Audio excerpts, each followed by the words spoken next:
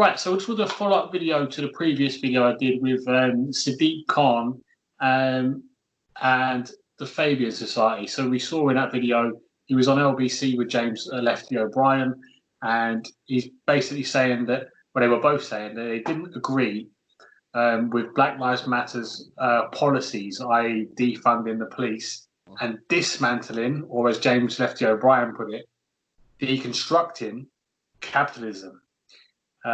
However, Sadiq Khan, as we've seen in the last video, is a vice president of the Fabian Society, which is a far-left neo-Marxist organisation that wants to advance socialism through gradualist and reformist efforts rather than through a revolutionary overthrow.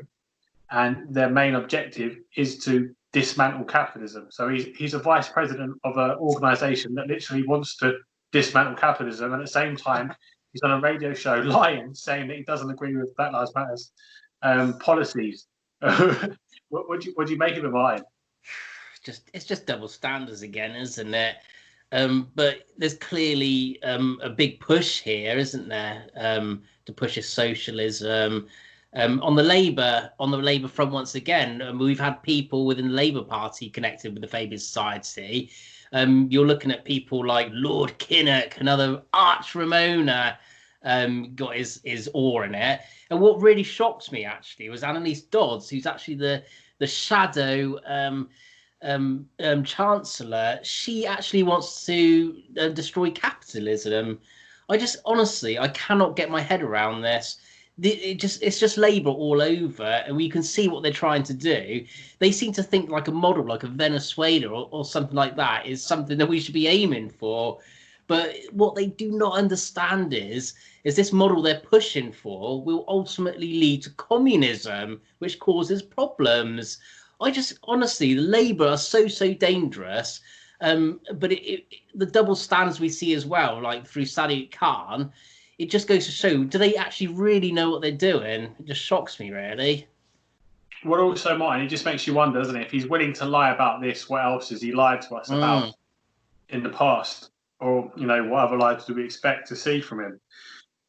You mentioned there about Venezuela, for instance. Labour, they called that a perfect example of socialism. As we know, it never works, and then we hear it wasn't real socialism. It costs about 25 grand now for a whole chicken out there. That's how bad their economy has been smashed by the socialists. But you think Tony the War Criminal Blair, he was a member of the Fabian Society. His predecessor, Gordon Brown. Let's not forget what he did. He brought the UK to its knees. He sold off the gold reserves, the UK gold reserves, at a fraction of the price of what they were worth. And to me, I think this is a deliberate act by these Fabian Society members. They get in, as we saw, their coat of arms is literally a wolf in sheep's clothing, Martin. It couldn't be any plainer, could it? Yeah. And they're blatantly telling us what they're doing. And not a lot of people know or have heard of the Fabian Society before. So I think more and more people need to look them up and have a look at, its members and ask, these people really got our best interests at heart? Because literally they're there to sabotage our society. They want to bring our society to its knees. We saw what Gordon Brown did.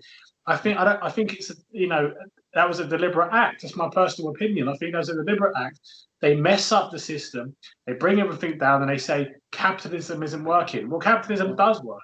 It's not the greatest solution. But at the end of the day, it does work. And the socialists are deliberately messing up our system, messing up capitalism, to tell us that it doesnn't work.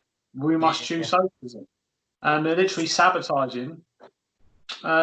It's when you look into their website, Martin, it's just the whole thing though. Like you go onto their website, it looks exactly like the Labour page website. It's very, very similar, and they do talk about Labour quite a lot.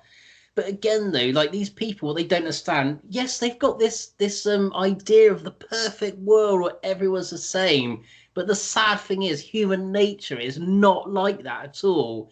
Because even in communism, you've always got one person at the very top, like a dictator, like we've seen in places where it could arguably work in North Korea. But obviously the problem is then you've got no freedom or anything. So where do you end that? That's what these people don't get. They just live. I think, you know, a lot of them have just got these ideas that they bore from like university, and they just got this idea that people can change, but human natures will never allow that to happen, and they just don't understand that. We've got to stop people like this. They're very dangerous.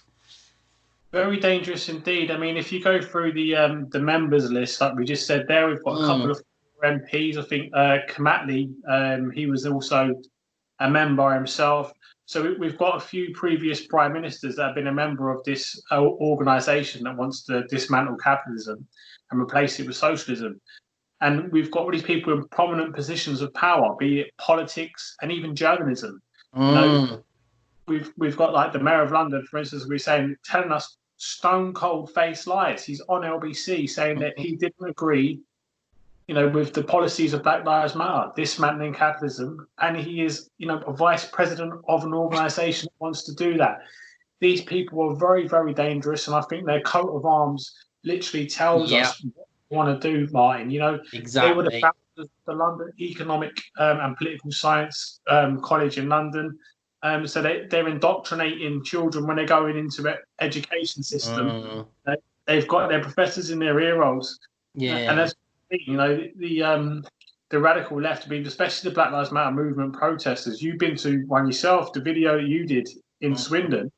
I mean, it looked like there was about 99% white people. Am I wrong? It was really. I mean, the diversity was absolutely shocking. You know, it was basically like a bunch of young lefties who like just walked straight out of university. And it was interesting, even some of the older ones, though, they were talking about that they were invited there by their university establishments. So they obviously had this invite to come round to do this. And it just goes to show how far they've encroached into our society and our education system. They're actually literally brainwashing our kids through all this.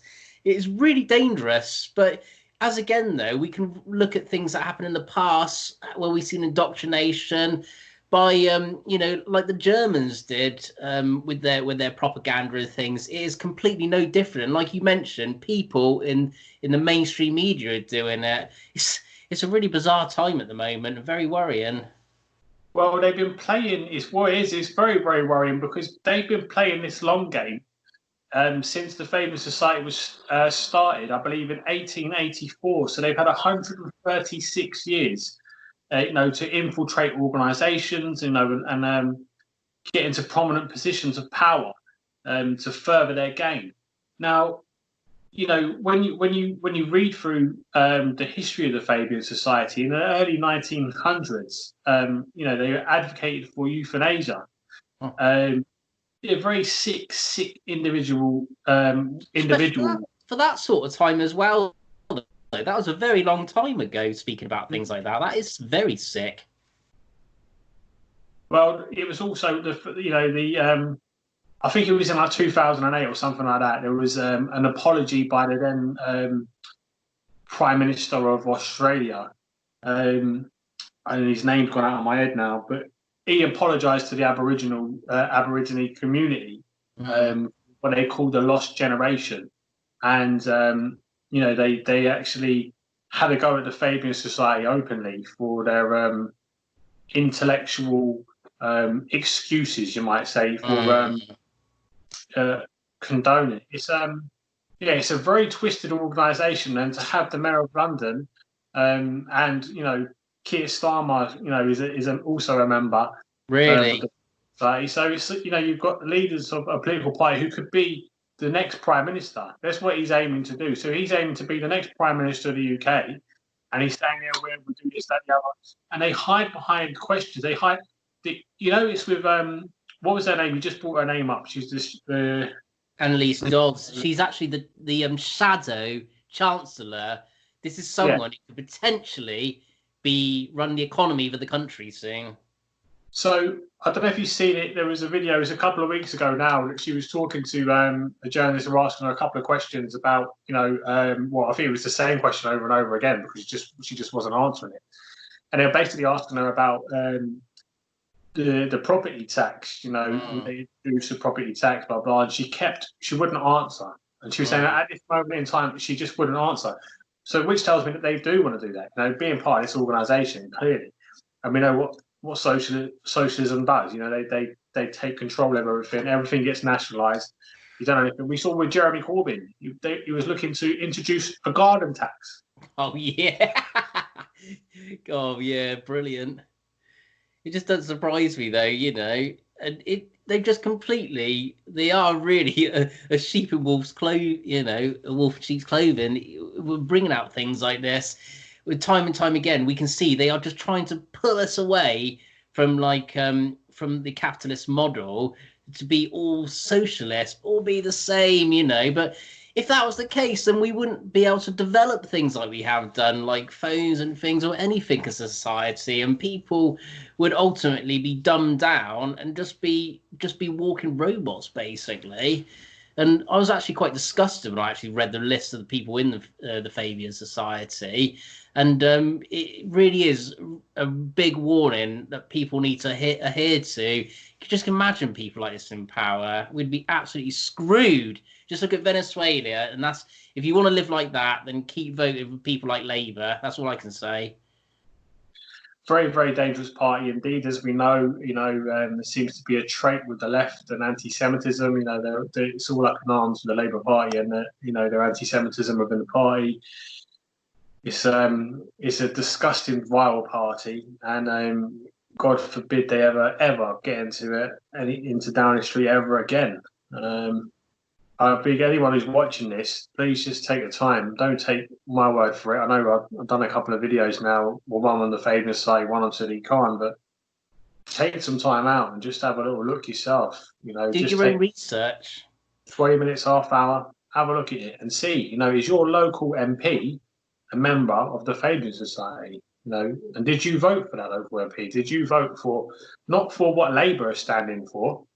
I think Labour are a front for the Fabian Society. If you're a member of the Fabian Society and it wants to advance socialism, blah, blah, blah, and they're not openly telling you that in the election, questions need to be answered. I think on this is quite. It's disgusting. I think personally. Yeah. And I encourage everyone to look into it, because I'd never really heard about the Fabian Society up until like a couple of weeks ago. It never ever crossed my mind until a few weeks ago, and it's brought to my attention. And I was absolutely shocked, actually, the people involved. You know, this is serious stuff. You know, these people you could vote for, you'd never ever realise that they were connected with such a organisation. So it really shocked me as well. You know, I thought I was quite on the ball with stuff like this, but to see things like that, I was completely shocked. So, you know, as like David said, just take a bit of time out, look into these things, and actually look what's behind it, because this will tell you a lot about the character of that person. It's real cloak and dagger, and literally wolves in sheep's clothing manoeuvres here. This is a very, very serious situation that we're facing with these people. You know, like I said, they've been going for 136 years, and you know they look at our media. Look how biased our media are. And we're seeing the problems with our universities, and these are the people that are behind all this. You know, this is some serious deep state. Serious. Cold and calculated, I would describe it as cold and calculated. I just, I'm going to keep doing some more digging into it. I've been off this weekend, I've been off, but just had a bit of me time. But I'm going to keep doing some digging and see what else you can find out about them, and you know, and what other stuff they've been involved in, because they've got offshoots as well across the world. It isn't just here in the UK. I mean, they've got subsidiaries and offshoots, you know, in New Zealand, in Australia, in Canada, America, all over the world. I mean, even the founder of Pakistan was a member of the Fabian Society. I mean, that tells you a little bit what you need to know beyond Labour's approach with grooming gangs.